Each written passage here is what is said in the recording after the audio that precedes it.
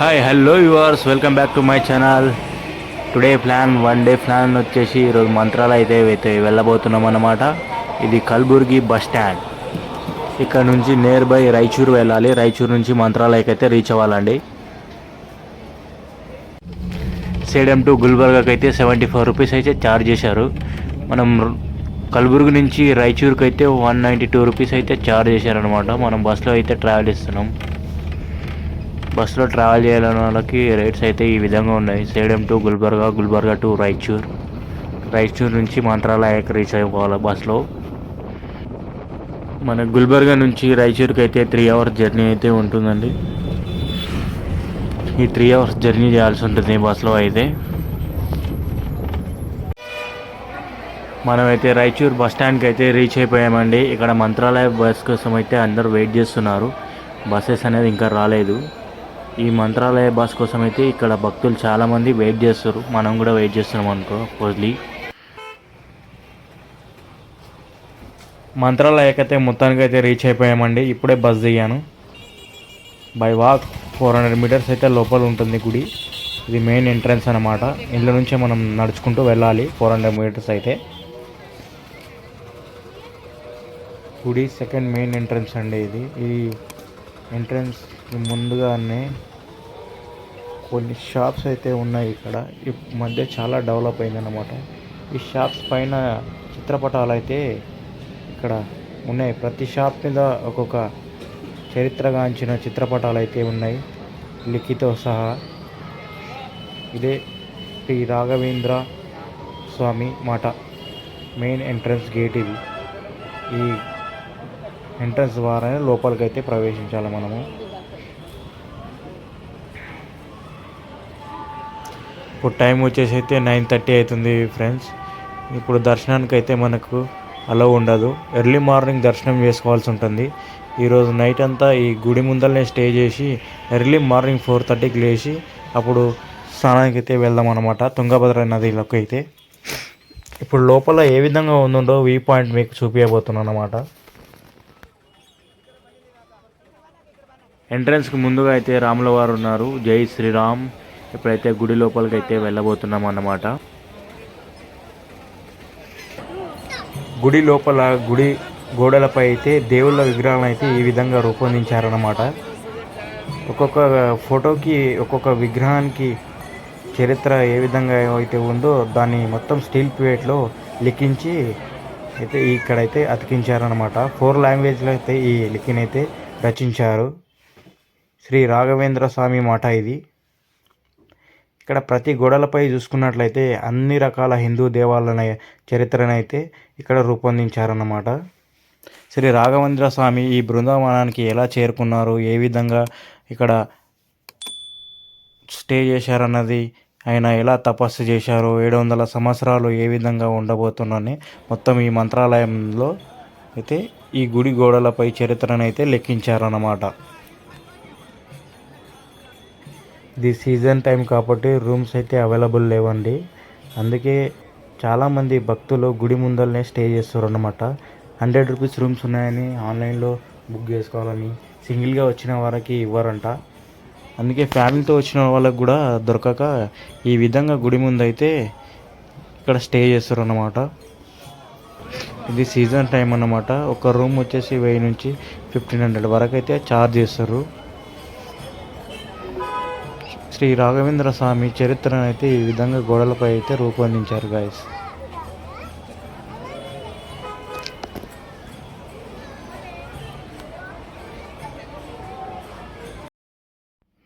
ఇక్కడ మంత్రాలయాలు అయితే గుళ్ళో డైలీ 2 టైమ్స్ అయితే అన్నదానం అయితే అవుతుంది. ఇక్కడ టైమింగ్స్ అయిపోవడం వల్ల మేము ఇంటికా నుంచి తెచ్చుకున్న ఫుడ్ అయితే ఉంది. దాన్నే అయితే ఇప్పుడు తింటున్నాము. ఇక్కడ తిని ఇక్కడనే నైట్ అంతా స్టే చేసి ఎర్లీ మార్నింగ్ అయితే లేచి తుంగభద్ర నదికి అయితే వెళ్ళాలన్నమాట.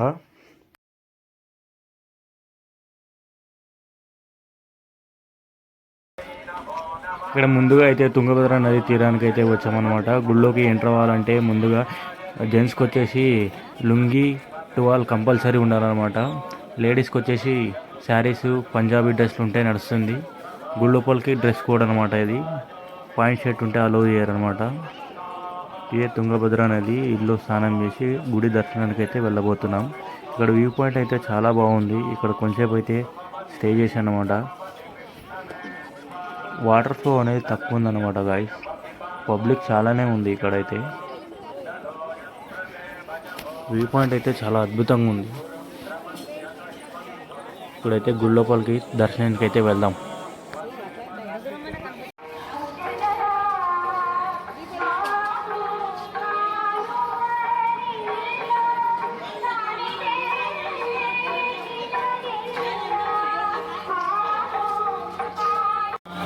ఇక్కడ దేవునికి టెంకాయ అయితే సమర్పించుకున్నాం అన్నమాట. ఇక్కడ ఆ తర్వాత ఇక్కడ మంత్రాలయకు వచ్చిన ప్రతి ఒక్కరూ మాంచాలమ్మ దేవిని అయితే ఇక్కడ దర్శనం చేసుకోవాలి. ఫస్ట్గా ఇక్కడ ఆచారం అన్నమాట.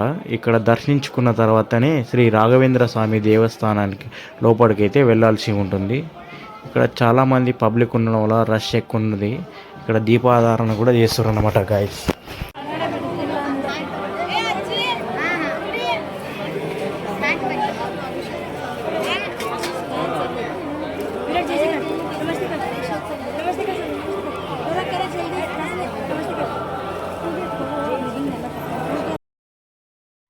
ఎర్లీ మార్నింగే ఇంత పబ్లిక్ ఉంది చూడండి. ఇంత పొద్దున్నే ఇంత పబ్లిక్ ఉంది. ఆఫ్టర్నూన్ అయితే చాలామంది ఉంటారు అనమాట. ఈ గర్భగుడిలో లైవ్ అన్నమాట ఇది.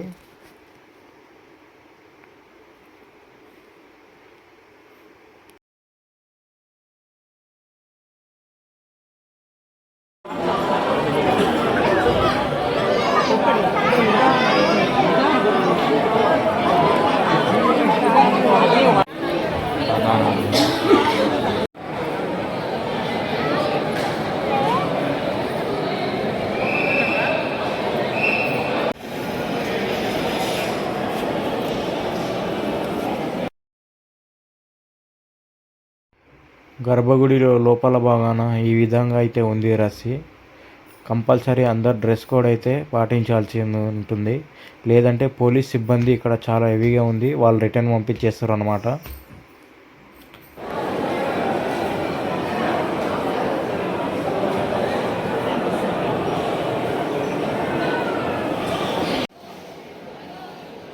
ఇక్కడనే గుడి లోపల మ్యూజియం అయితే ఉంది. దాని అయితే విజిట్ చేద్దాం ఫ్రెండ్స్.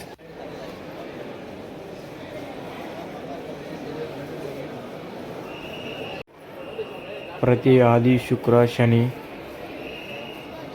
వారంలో రథోత్సవం అనేది జరుగుతుందన్నమాట. ఏనుగు మీద గుర్రాల పైన అయితే ఈ గుడి చుట్టూ రథోత్సవం అయితే జరుపుకుంటారు. ఈ మ్యూజియంలో అయితే రాఘవేంద్ర స్వామి యూజ్ చేసిన పరికరాలు అయితే ఇక్కడ అమరపరిచారన్నమాట. ఇదే అండి శ్రీ రాఘవేంద్ర స్వామి మూర్తి. ఇది మంత్రాలయం, ఒక మఠం, ఒక నక్ష అన్నమాట. మ్యూజియంలో అయితే ఈ విధంగా అయితే భద్రపరిచారన్నమాట. ఈ విధంగా వ్యూ పాయింట్ అయితే ఉంటుందన్నమాట. ఇదే శ్రీ రాఘవేంద్ర స్వామి మఠ.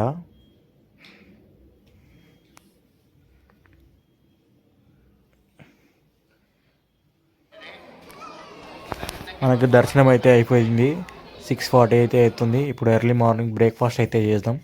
ఇక్కడ కాస్ట్ వచ్చేసి హెవీగానే ఉన్నాయండి. ఒక టిఫిన్ వచ్చేసి 50 రూపీస్ అంట. అంత టేస్ట్ కూడా ఏం బాగాలేదు. మీరైనా బయట విజిట్ చేయండి. ఈ మంత్రాలయంలో దేవస్థానంలో అయితే టిఫిన్స్ కానీ అలో చేయొద్దు, అవాయిడ్ చేసేసేయండి.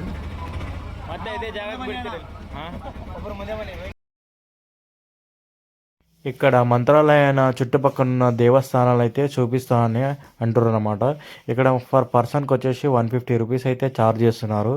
5 టెంపుల్స్ని అయితే విజిట్ చేస్తారనమాట. చలో వెళ్దాం పదండి ఇప్పుడైతే.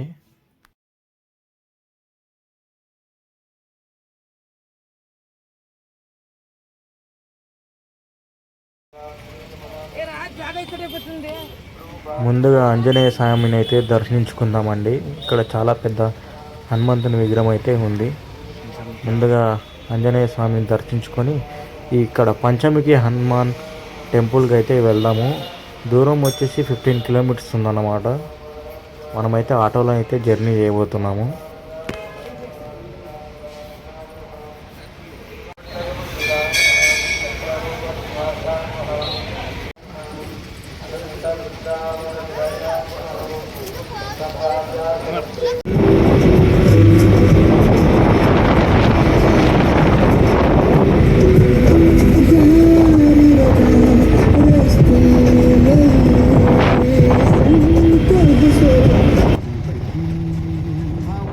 ఇప్పుడైతే మనం తుంగభద్ర నది మీదంగా ఉన్న ఈ స్టీల్ బ్రిడ్జ్ మీదంగా అయితే వెళ్తున్నామండి. ఇదే అండి స్టీల్ బ్రిడ్జ్.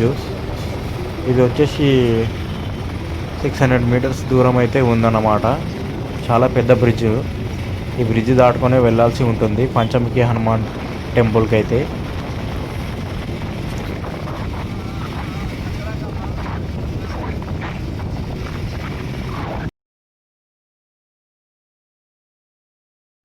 పంచముఖి ఆంజనేయ స్వామి టెంపుల్కి అయితే రీచ్ అయిపోయామండి. పంచముఖి ఆంజనేయ స్వామి గృహాలలో రాఘవేంద్ర స్వామి 13 సంవత్సరాలు ధ్యానం చేశారంట. ఈ గుడికి ఉన్న ప్రత్యక్షం ఏమంటే అందరూ గుడి ముందల నుంచి పోయి దర్శనం చేసుకుంటారు, కానీ గుడి వెనకాల నుంచి దర్శనం అయితే అవుతుంది. మనకి వెనకాల నుంచి స్టెప్స్ ఉంటాయి. మీరు ఎప్పుడైనా మంత్రాలయ వస్తే ఈ ప్లేస్ మాత్రం విజిట్ చేయండి కంపల్సరీ, మిస్ అయితే అవ్వకండి. యూనిక్ ప్లేస్ అన్నమాట. ఇక్కడ రాళ్ళు చూడండి, ఒకదాని మీద ఒకటి మనుషులు పేర్చినట్టు ఉంది. ఎలా ఉన్నాయో ఇక్కడ చూడండి, ఏ విధంగా ఉన్నాయో. చాలా యూనిక్గా ఉంటుంది ప్లేస్ మొత్తం. Don't miss it guys. ఈ గుడికి వెనుక ద్వారానే స్టెప్స్ అయితే ఉంటాయి అన్నమాట. ఈ స్టెప్స్ ద్వారానే గుడి లోపలికి ఎంట్రన్స్ అయితే ఉంటుంది. ఈ గుడి నుంచి 300 మీటర్స్ బై వాక్లో ఇంకొక దేవత గుడి ఉంటుంది. దాన్ని అయితే మిస్ అయిపోయామన్నమాట. నెక్స్ట్ టైం వచ్చినప్పుడు వెళ్దాం. మాకు తెలియదు అక్కడ గుడి ఉందని తెలియదు. ఇదే అండి ఆంజనేయ స్వామి గుడి లోపల భాగం. ఇదైతే దర్శనం అయితే ఫ్రీ. అమాస రోజని ఈరోజు ఫుల్ క్రౌడ్ ఉంది. గుడి లోపల భాగంలో ఈ విధంగా అయితే ఉంది పంచముఖి ఆంజనేయ స్వామి టెంపుల్. అర్చన చేయించుకునే వాళ్ళు అర్చన టికెట్ కూడా తీసుకోవచ్చు అనమాట. ఇక్కడ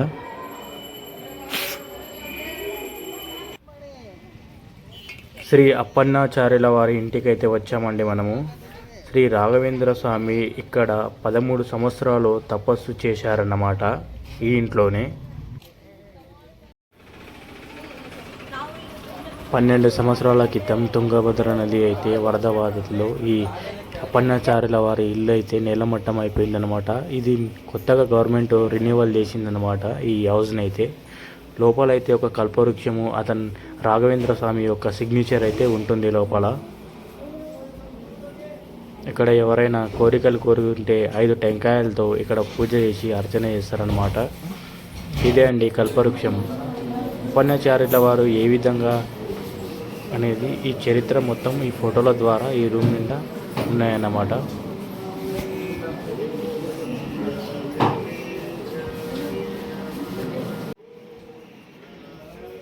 ఈ మధ్యలో కనిపించే ప్రదేశంలోనే నిద్రించేవారన్నమాట.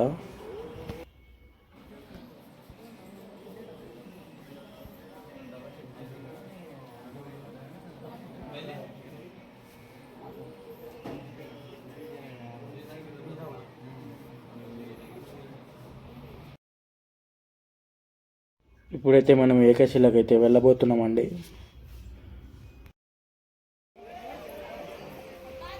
ముందుగా నేను ఏకశిలానికి అయితే చేరుకున్నాను. ఇక్కడ రాఘవేంద్ర స్వామి చాలా సంవత్సరాల ధ్యానం చేశారన్నమాట. స్వామి ప్రియశిష్యుడు అయిన అప్పన్నాచార్యులు నివసించిన ప్రదేశం కూడా ఇదే. ఇక్కడ రాఘవేంద్ర స్వామికి అప్పన్నాచార్యులకి మధ్యలో ఒక అద్భుతం జరిగిందండి. అంటే రాఘవేంద్ర స్వామి జీవసమాధి చెందే సమయానికి ఏకశిల నుంచి మంత్రాలయకు వెళ్ళటానికి తుంగభద్ర నది దాటాల్సి ఉంటుంది. ఆ సమయంలో చాలా వేగంగా నది ప్రవహిస్తుంది. అప్పుడు అప్పన్నాచార్యులు శ్రీ రాఘవేంద్ర స్వామిని జపించి వెంటనే మంత్రం చదివి ఆ నది వేగం తగ్గిపోయిందన్నమాట. తగ్గిన తర్వాత అప్పన్నాచార్యులు రాఘవేంద్ర స్వామి దగ్గరికి అయితే వెళ్ళారు.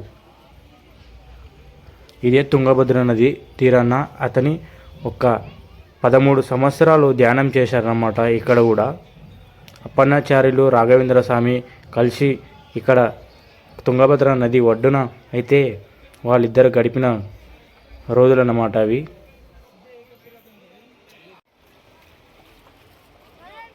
శ్రీ అప్పన్నాచార్యుల వారు తుంగభద్ర నది తీరాన అవతల సైడ్లో ఉండేవారన్నమాట. అక్కడి నుంచి శ్రీ రాఘవేంద్ర స్వామి జీవసమాధి చెందే సమయానికి ఈ నది వేగంగా పరుగులు తీస్తుండే.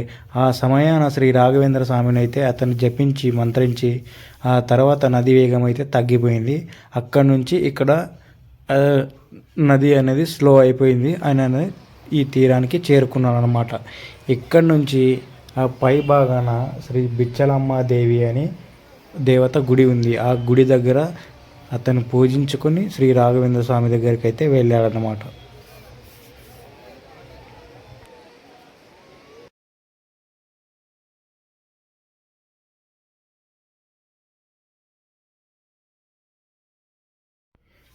ఈ కనిపించే గుడి అండి శ్రీ బిచ్చలమ్మ దేవి గుడి, గ్రామ దేవత అన్నమాట ఈమె.